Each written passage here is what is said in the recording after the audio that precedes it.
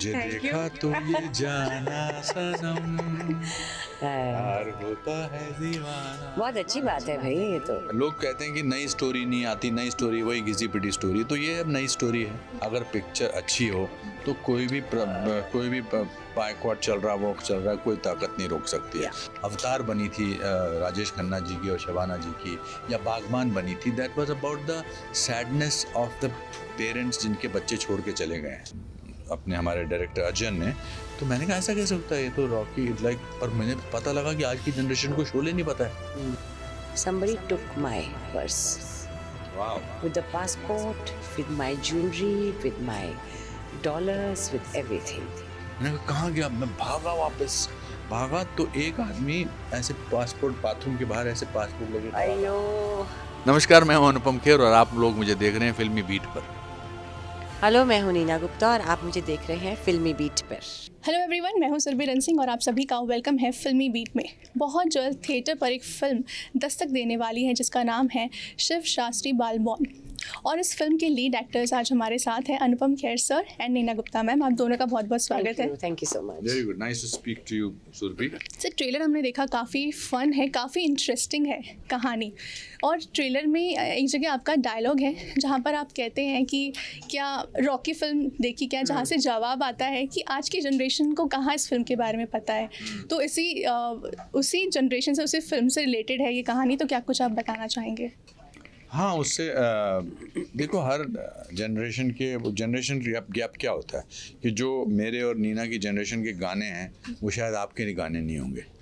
तो जो आपके गाने होंगे शायद वो आपके छोटे भाई या छोटी बहन के नहीं होंगे। तो वो मुझे तो यकीन नहीं होता था जब इसमें डायलॉग लिखा था अपने हमारे डायरेक्टर अजय ने।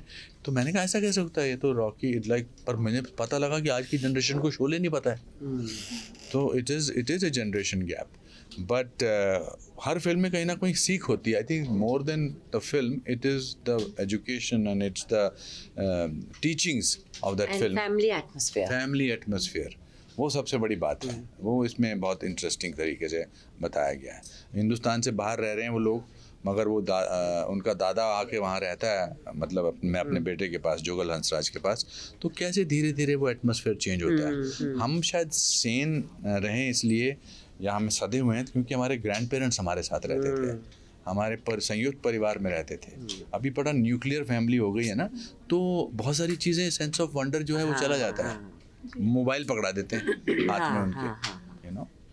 जैसे मैं पुराने गाने सुनती हूँ, हिंदी पुराने गाने मेरे फेवरेट हैं, और वो भी 60s के। तो क्योंकि घर में बजते तो मसावा भी सीख गई थोड़े थोड़े। सो ऐसे ही सीखते हैं, कोई अब उनको रीच नहीं करना पड़ता या दिखाना पड़ता। हम जैसे व्यवहार करते हैं उस हिसाब से वो सीख जाते हैं। तो शिव शास्त्री बेलबुआ जो है ऑर्डिनरीनेस की कहानी है, मगर अपने ऑर्डिनरीनेस में वो अपना हीरो अंदर का कैसे ढूंढते हैं हमें पता ही नहीं होता है। आपको अपनी ताकत का तब एहसास होता है जब आप ऐसी सिचुएशन पे आ जाते हो। यू नो, वो एक सीन है उसका वहाँ पर कि वो जो मोटरसाइकिल गैंग के जो लोग हैं उस पर दूसरे लोग हमला करते हैं। तो मेरे जैसा थका हुआ अजीब सा जो मेरा कैरेक्टर है, वो सडनली उनको धक्का देना शुरू कर देता है, and then he realises that oh my god, ये तो मेरे में ये ताकत है। या जब आप घर से भागते हो फिल्म में, आपने कहा ना कि आप कैसे अलग अलग सिचुएशन में आप अलग अलग बिहेव करते हो। ये फिल्म इसलिए बहुत अच्छी है क्योंकि हमारे साथ जो भी होता है हम सेल्फ पिटी में नहीं जाते हैं। वरना अगर मेरे को कोई तकलीफ हो, अगर थोड़ा बुखार भी हो, तो मैं सेल्फ पिटी में चले जाते हैं। नहीं जाना चाहिए। आई थिंक वो जनरेशन गैप की जिसकी बात करते हैं, जैसे एक ज़माने में जब अवतार बनी थी राजेश खन्ना जी की और शबाना जी की, या बागबान बनी थी, that was about the sadness of the parents जिनके बच्चे छोड़ के चले गए हैं। This is about the celebration of individuality of the same age group. कि ठीक है यार, मैं अपने घर से भाग जाता हूँ इस उम्र में, और कहता हूँ मैं अपनी ज़िंदगी जीना चाहता हूँ, कि मैं नौकरी से रिटायर हुआ हूँ, ज़िंदगी से रिटायर नहीं हुआ। ये चेंज आया है और इस दौर को हम ही दिखा रहे हैं। मुझे इस बात की बड़ी खुशी है। मुझे भी। अब इस फिल्म में एक और आपका ही डायलॉग है कि आप 8 साल से इंडिया नहीं गए हैं, उसके बाद पासपोर्ट खो जाता है, आप दोनों जाने की कोशिश करते हैं। तो क्या रियल लाइफ में कभी ऐसे आपने कोई इंसिडेंट देखा है आपके सामने, कभी ऐसा कुछ? मेरी फ्रेंड सोनी, मेरी एक बेटी एक ही है वैसे। मेरी बेटी, सोनी की 2 बेटियाँ, हम सब लोग जा रहे थे Phuket.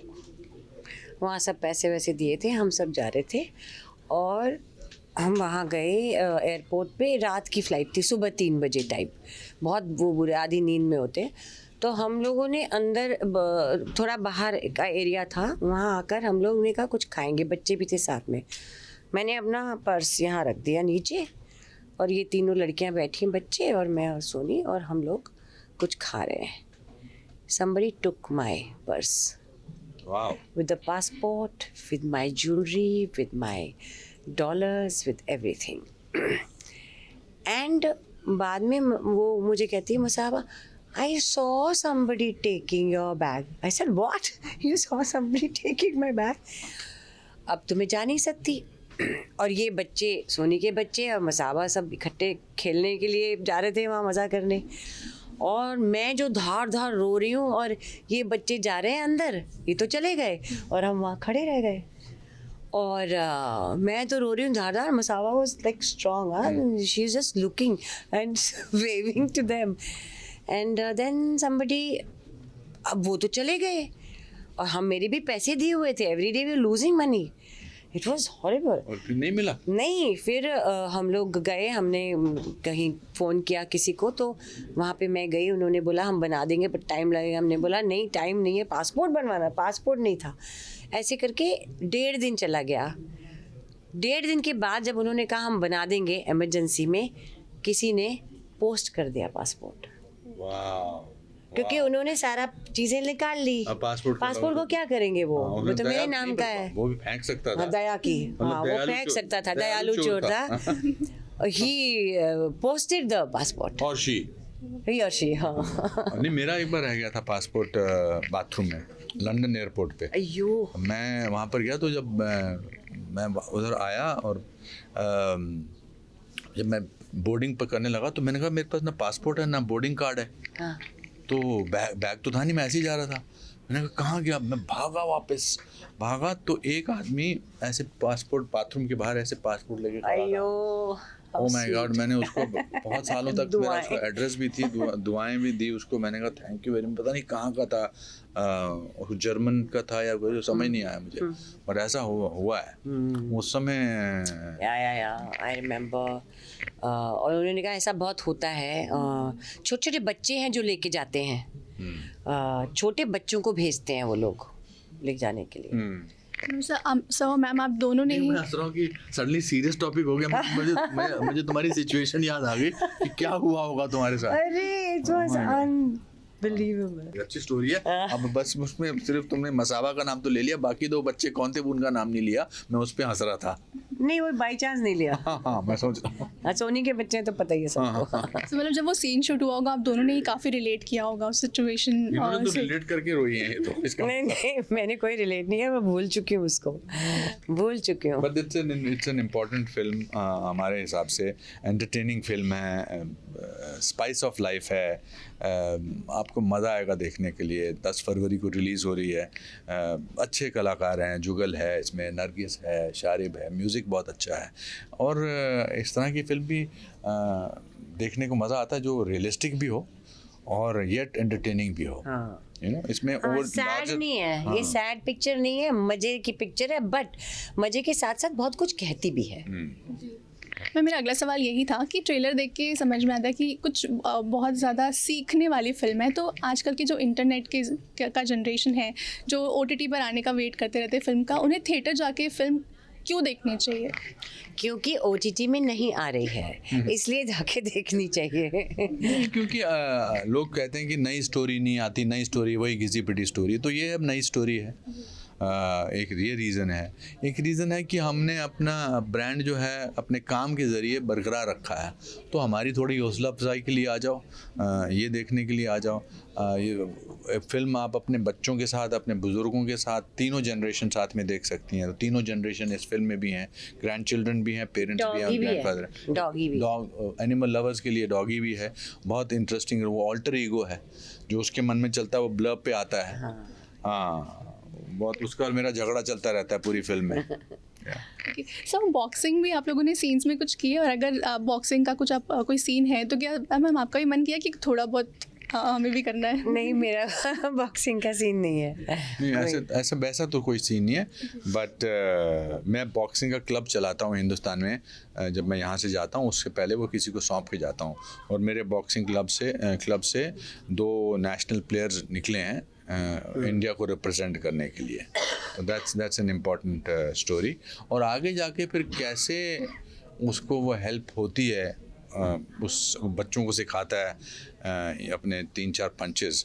That's why Mary Kom को हमने बुलाया था इसका पहला पोस्टर रिलीज़ करने के लिए, and she was very generous to do that. Sir ma'am, आजकल के जनरेशन में इंडियन सिनेमा में क्या वो ज़रूरी चीज़ है जो चेंज, बदलाव होना बहुत इम्पॉर्टेंट है? क्योंकि अभी बॉयकॉट का भी कल्चर चालू था, पठान आने के बाद चीज़ें बहुत कुछ बदली है। तो आप क्या कहना चाहेंगे इस पर कि क्या एक बदलाव है जो आना बहुत ज़रूरी है, या फिर व्यूअर्स में, अगर फिल्मों में नहीं तो व्यूअर्स में? आई थिंक देखिए, मेरे ख्याल से जो मेरी पर्सनल राय है, अगर पिक्चर अच्छी हो तो कोई भी बायकॉट चल रहा, कोई ताकत नहीं रोक सकती है। आपको पता है कि 2 घंटे पहले क्या ट्रेंड कर रहा था? मतलब मैं ऐसे पूछ रहा हूँ, चलो बजट का कल क्या ट्रेंड कर रहा था? तो लोग थोड़ा ट्रेंड करके देख के जाते हैं, वो मीडिया ज़्यादा नोटिस करता है। ऑफकोर्स वो ट्रेंड था, बट पिक्चर अच्छी है तो अभी कुछ नहीं फ़ायदा होता उससे, कोई जो भी चल रहा है वो चल रहा है। पिक्चर बुरी है तो आप कितना भी पेड कर लो, कितना भी उसको ट्रेंड चला लो, वॉच दिस फिल्म, तो नहीं चलती है। तो I think that is what is happened, that what you are asking also is that because 2 साल कोविड में रहने के बाद लोगों का टेस्ट चेंज हो चुका है, उन्होंने इंटरनेशनल सिनेमा, रीजनल सिनेमा देखा है। You have to make a film which is believable even if it is larger than life. कुछ तो नया देना पड़ेगा। हाँ, नया दे रहे हैं आजकल। ये समय ऐसा है जहाँ ये खासकर यंगस्टर्स इतना अच्छा लिख रहे हैं, बना रहे हैं। बहुत अच्छे। मैंने कुछ काफ़ी में काम भी किया है, नई चीज़ें दे रहे हैं। तो मुझे लगता है कि बहुत अच्छा ट्रेंड है, और ये चलेगा तो लोग भी देखेंगे। लोगों को भी तो कुछ नया चाहिए ना, बोर हो गए पुरानी चीज़ें देख देख के। So it's a great time actually. Sir ma'am, जैसे मैंने आप लोगों को पोस्टर के बारे में कहा कि पोस्टर को लेके इंटरनेट पे मैंने बहुत सारे कमेंट्स देखे, ट्रेलर के बाद भी देखे, तो लोग आप दोनों की ये जोड़ी को DDLJ के काजल और शाहरुख से भी कंपेयर कर रहे थे कुछ कमेंट्स में। तो क्या कहना चाहेंगे? मैं कहना चाहूँगा, तुझे देखा तो ये जाना सनम, प्यार होता है दीवाना। बहुत अच्छी बात है भाई, ये तो अच्छी बात है, दिस इज वेरी गुड। मैं तो उससे भी पहले एक जनरेशन पीछे जा रहा था। मैं तो कह रहा था बॉबी का पोस्टर लगता है, ऋषि कपूर और डिम्पल कपाड़िया का। मैं थोड़ा और पीछे चला गया। सोचना ही तो थोड़ा और ही सोच लो। I know. और क्या कमेंट थे? बस ये एक कमेंट था जो जिसमें मेरी नज़र पड़ी और मुझे लगा मुझे आप लोगों को। हाँ, what did you say? You did a comment, no? Same सही बात। You said the same comment. Okay. Thank you. या Thank you, sir.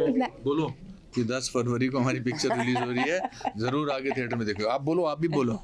10 फरवरी को ये फिल्म आ रही है, और ज़रूर आकर सब थिएटर्स पर ये फिल्म और देखें। पिक्चर का नाम क्या है? Shiv Shastri बालबॉन। Balboa. Shiv Shastri Balboa. Balboa. It's like a seashells on the seashore. seashore. Shiv Shastri Balboa. बोल के दिखाओ। Thank you so much. Thank you.